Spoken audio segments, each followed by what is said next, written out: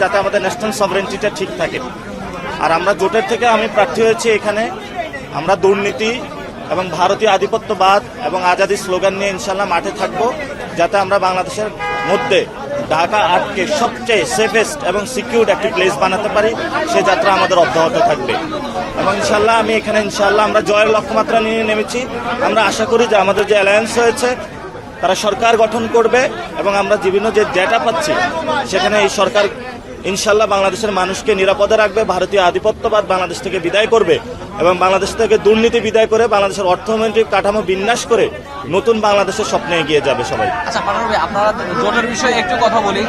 আপনাদের জোটটা নিয়ে ব্যাপকভাবে সারা দেশে আলোচনা হচ্ছে এবং বলা হচ্ছে যে আপনাদের ব্যাখ্যাটা কি, যে আদর্শিকভাবে যে আপনাদের যে অবস্থান সেটা তো ঠিক থাকে, তারপরেও জামাতের সাথে জোট অনেকে প্রতিক্রিয়া জানাচ্ছে আর কি ব্যাপারটা সেইখান থেকে। এবং ওসমান হাদির আসন থেকে আপনি দাঁড়াইলেন এবং সেখান থেকে শুনছি যে তার ফ্যামিলিরও কেউ করতে পারেন নির্বাচন।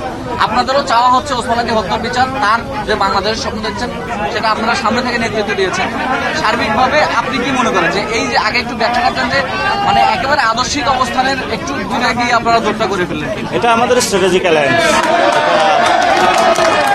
এটা স্ট্র্যাটেজিক অ্যালায়েন্স, এটা আদর্শিক জোট নয়। আমরা বলেছি কতগুলো বিষয়, অ্যান্টি কারাপশন, অ্যান্টি এক্সটোরশন এবং অ্যান্টি ইন্ডিয়ান যে ভারতীয় যে হেজিমনি রয়েছে সেটার বিরুদ্ধে দাঁড়িয়ে বাংলাদেশের সার্বভৌমত্বের জন্য আমাদের এই জোটটা হয়েছে।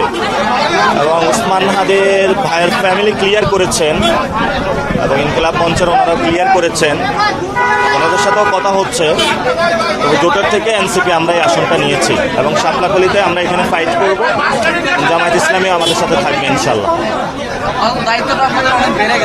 আমাদের অনেক এখানে আমাদের ওসমান হাদি ভাইয়ের দায়িত্ব যেমন রয়েছে, সাম্য ভাইয়ের দায়িত্ব রয়েছে, সবার দায়িত্বটা অনেক বেশি। এবং আমি কিন্তু ঢাকা 18 আসনে মোটামুটি সব কিছুই গুছিয়েছিলাম, কিন্তু রাজনৈতিকভাবে সবাই আমাকে এখানে পাঠিয়েছে এবং এটা ঢাকা 8 আসনটা বর্তমান যে পরিস্থিতি রয়েছে অনেক চ্যালেঞ্জিং জায়গা, তো সবাই মনে করেছে আমি এটা হ্যান্ডেল করতে পারবো, এই জন্য সবাই আমাকে পাঠিয়েছে।